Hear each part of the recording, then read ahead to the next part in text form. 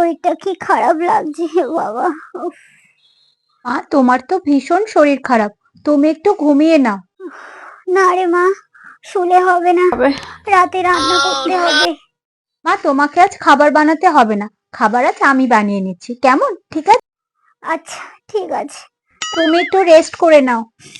সে চাল কতটা নেবো, 3 গ্লাস না হাফ গ্লাস? হাত নে। ঠিক আছে মা, 2টো আলু নেবো না 4টে আলু নেবো? 2টো আলু নে। তেল কত চামচ দেবো?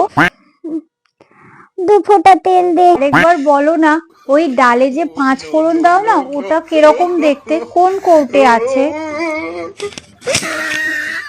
থাক, তোর আর করতে হবে না, আমার নয় তোরই রেস্টের একটু দরকার আছে, আমি করে নিচ্ছি, থাক দরকার নেই।